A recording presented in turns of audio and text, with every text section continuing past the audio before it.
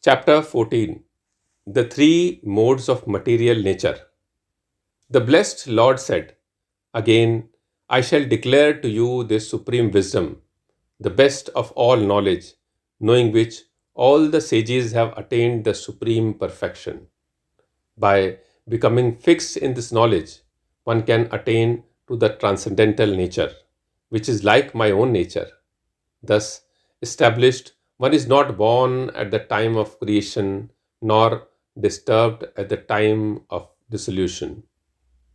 The total material substance called Brahma is the source of birth, and it is that Brahma that is impregnate, making possible the births of all living beings, O son of Bharata. It should be understood that all species of life, O son of Kunti, are made possible by birth in this material nature, and that I am the seed giving father. Material nature consists of three modes: goodness, passion, and ignorance. When the living entity comes in contact with nature, he becomes conditioned by these modes. O sinless one, the mode of goodness, being purer than the other, is illuminating, and it frees one from all sinful reactions. Those situated in that mode develop knowledge, but they become conditioned by the concept of happiness. The mode of passion is born of unlimited desires and longings, O son of Kunti, and because of this, one is bound to material fruitive activities. O son of Bharata, the mode of ignorance causes the delusion of all living entities. The result of this mode is madness, indolence, and sleep, which bind the conditioned soul. The mode of goodness conditions one to happiness, passion conditions him to the fruits of action, and ignorance to madness. Sometimes the mode of passion becomes prominent, defeating the mode of goodness, O son of Bharata, and sometimes the mode of goodness defeats passion, and at other times the mode of ignorance defeats goodness and passion. In this way, there is always competition for supremacy. The manifestations of the mode of goodness can be experienced when all the gates of the body are illuminated by knowledge.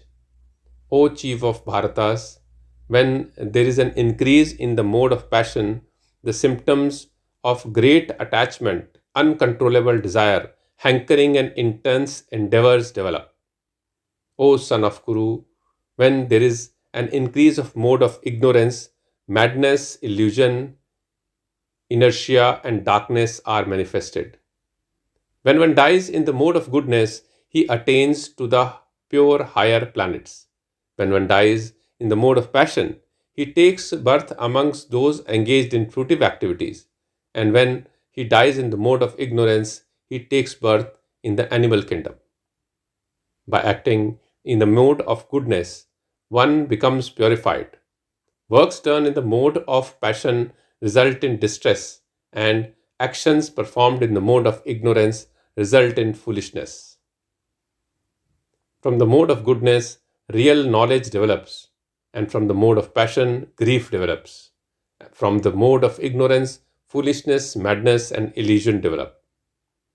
Those situated in the mode of goodness gradually go upwards to the higher planets.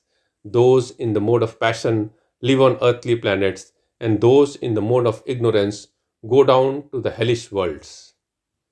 When you see that there is nothing beyond these modes of nature in all activities, and that the Supreme God is transcendental to all these modes, then you can know my spiritual nature. When the embodied being is able to transcend these three modes, he can become free from birth, death, old age, and their distresses, and can enjoy nectar even in this life. Arjuna inquired, O my dear Lord, by what symptoms is one known who is transcendental to those modes? What is his behavior, and how does he transcend the modes of nature? The blessed Lord said, He who does not hate illumination, attachment, and delusion when they are present, nor longs for them when they disappear, who is seated like one unconcerned, being situated beyond these material reactions of modes of nature, who remains firm, knowing that the modes alone are active, who regards alike pleasure and pain, looks on a clod, a stone, a piece of gold with an equal eye, who is wise and holds praise and blame to be the same, who is unchanged in honor and dishonor, who treats friend and foe alike, who has abandoned all fruitive undertakings, such a man is said to have transcended the modes of nature. One who engages in full devotional service does not fall down in any circumstances, at once transcends the modes of material nature and thus comes to the level of Brahma. And I am the basis of the impersonal Brahma, which is the constitutional position of ultimate happiness, and which is immortal, imperishable, and eternal.